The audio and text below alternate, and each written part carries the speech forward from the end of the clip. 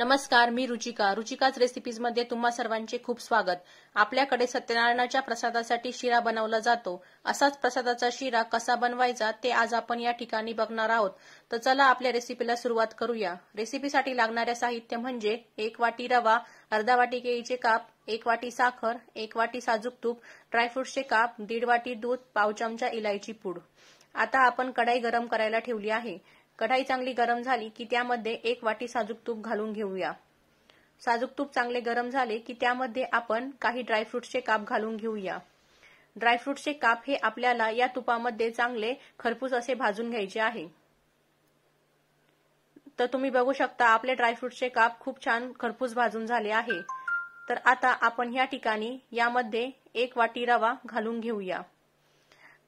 प्रसादाच्या शिऱ्यासाठी तूप, रवा, साखर यांचे समप्रमाण असते, त्यामुळे आपला शिरा हा लुसलुशीत व स्वादिष्ट बनतो।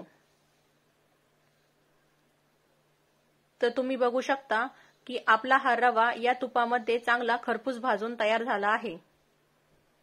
आता या ठिकाणी आपण या रव्यामध्ये अर्धा वाटी केळीचे काप घालून घेऊया। हे केळीचे काप आपल्याला या रव्यामध्ये व्यवस्थितपणे स्मॅश करून घ्यायचे आहे। या केळीच्या कापामुळे आपल्या या प्रसादाच्या शिऱ्याला छान असा फ्लेवर येतो। तर आता आपले हे काप व्यवस्थित स्मॅश करून झाले आहे। आता आपण या ठिकाणी 1.5 वाटी दूध घालून घेऊया। दूध हे शक्यतो गरमच घालायचे। आता हे सगळं व्यवस्थित मिश्रण एकत्र करून घेऊया।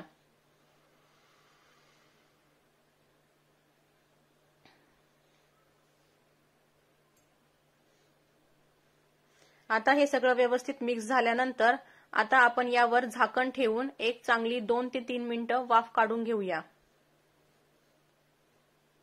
तर बघा आपला हा शिरा कसा मऊ लुसलुशीत दिसतो आहे।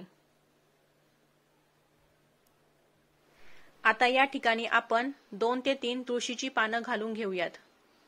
तुळशीची पानं ही नेहमी स्वच्छ धुवूनच घालावीत। तुळशीची पानं घातल्याने प्रसादाच्या शिऱ्याला खूप छान असा फ्लेवर येतो। आता आपण यामध्ये 1 वाटी साखर घालून घेऊया। साखर आता यामध्ये व्यवस्थित मिक्स करून घ्यायची आहे। तर आता साखर ही व्यवस्थित मिक्स झालेली आहे।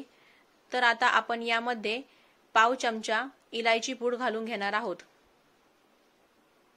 इलायची पूड घातल्यामुळे आता आपल्या या शिऱ्याला खूप छान असा सुगंध सुटला आहे। तर आपला हा प्रसादाचा शिरा या ठिकाणी पूर्णपणे तयार झालेला आहे। तर आजची ही रेसिपी तुम्हाला कशी वाटली नक्की कळवा। माझ्या चॅनलला अजूनपर्यंत सबस्क्राइब केलेलं नसेल तर प्लीज माझ्या या चॅनलला सबस्क्राइब करा व बेल आयकॉन प्रेस करायला विसरू नका, म्हणजे माझ्या प्रत्येक व्हिडिओच्या नोटिफिकेशन्स या तुम्हाला मिळत राहतील। त्याचबरोबर जास्तीत जास्त लाईक करा आणि शेअर करा। थँक्यू।